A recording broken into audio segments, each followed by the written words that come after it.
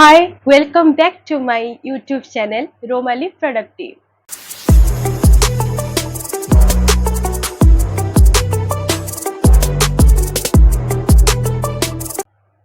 तो आज मोर वीडियो रे जहाँ स्पेशल जिनस अच्छी सेटा होची कट ऑफ को लेकी एलटीआर एग्जाम रो।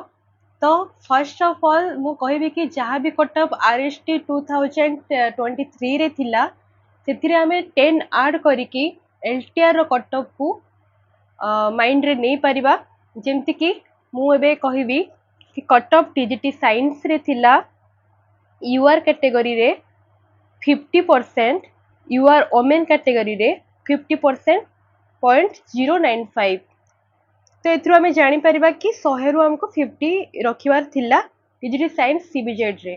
किंतु हम यदि एलटीआर कथा चिंता करबा जेहेतु सेते बेले आरएसटी रो प्रीलिम टा प्रथम करी हेतिला सेते पय टिके कम कट ऑफ जाइतिला। किंतु हमें एथरे 10 ऐड करके रखिबा यूआर मानको पय 60%, एससीबीसी पय 44 थिला तो हमें 10 ऐड करके आमे कहि परिबा 54%, एससी रे थिला 2, एससी ओमेन रे थिला 1 तो आमे सेते 10 ऐड करके 10 12 एति रखि धरि परिबा।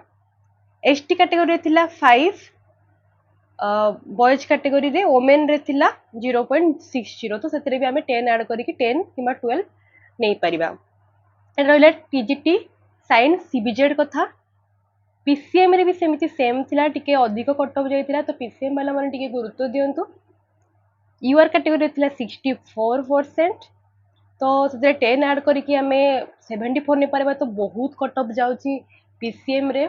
तो 100 रु ट्राई करंतु 70 प्लस स्कोर करबा को निहाती भाबरे। एससीबीसी कैटेगरी रे जाइतिला 61 60% तो सेत्रे भी हमें 70% रखिबा को कम से कम ट्राई करबा।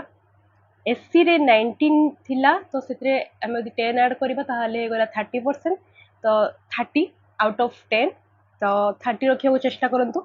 एसटी कैटेगरी रे 6 थिला तो हम से 10 ऐड करके ना 20 रखिया को चेष्टा करंतु। एडा गला टीजीटी पीसीएम विषय रे। आ जब टीजीटी आर्ट्स को देखिबा ताहाले यूआर कैटेगरी रे जाइतिला 44 तो आमे वर्तमान 54 रखिबा 55% को नेकी चलिबा।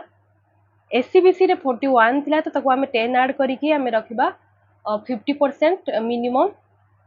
एससी रे 27 थिला तो से 10 ऐड करके आमे 40% रखि परिबा। एसटी रे थिला 6 तो आमे 10 ऐड करके 20 रखि परिबा। तो ए थिला हमरो आकलन कट ऑफ को नेकी।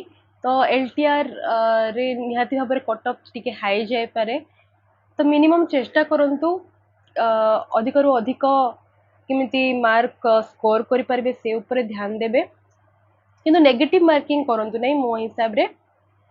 आज पे एतिकी रहिली। Thank you.